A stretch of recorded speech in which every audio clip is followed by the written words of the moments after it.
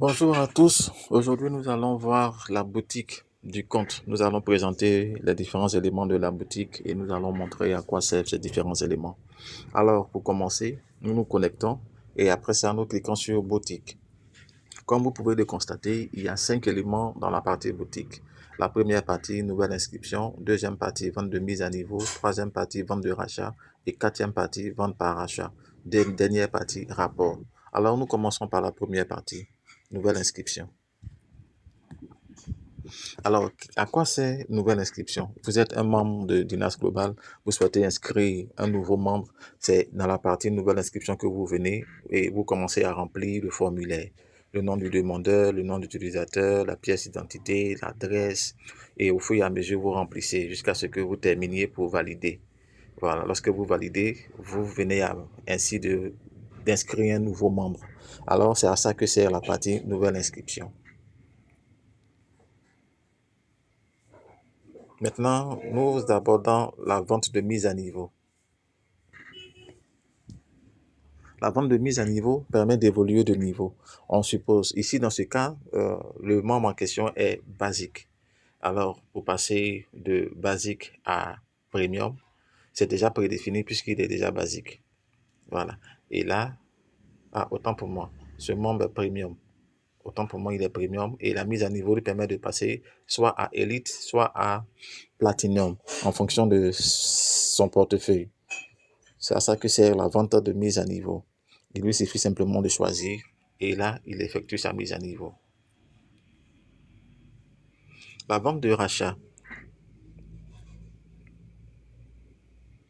La vente de rachat, comme vous pouvez le constater, elle se fait avec l'association de deux portefeuilles.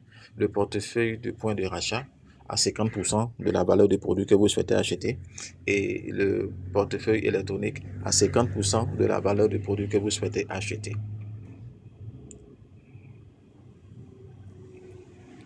Ensuite, nous avons la vente par achat. La vente à rachat nous permet d'accéder à la boutique des membres. Ici, nous avons les produits à des prix très intéressants. Euh, on aura une vidéo qui va expliquer un peu la plupart des différents éléments de la boutique. Ici, voici les différents produits que nous avons à des prix très intéressants pour permettre à chaque membre d'acheter les produits à des prix assez réduits et de vendre pour faire une marge assez intéressante. Enfin, nous abordons maintenant le rapport. Le rapport contient 3 éléments, la liste de vente, le détail des ventes et la liste des ventes des clients. Alors la liste de vente, nous allons regarder. On nous demande de choisir entre 2 éléments, soit par date, soit par année. Alors généralement, nous choisissons par date et elle commence depuis le 1er janvier de l'année jusqu'au jour présent où nous sommes.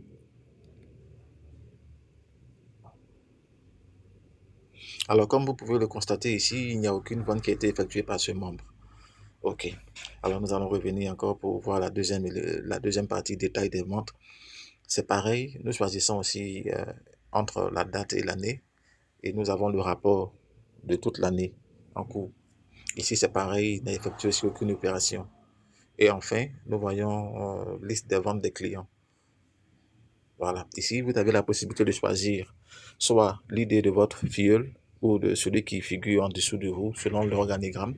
Vous avez la possibilité de choisir le membre, la date et le mois. Voilà. Comme vous le savez, ici, ce membre n'a vraiment pas travaillé encore. C'est la raison pour laquelle tous ces éléments sont ainsi. Alors, c'est tout pour aujourd'hui. La prochaine fois, nous parlerons en détail de chaque élément de la boutique.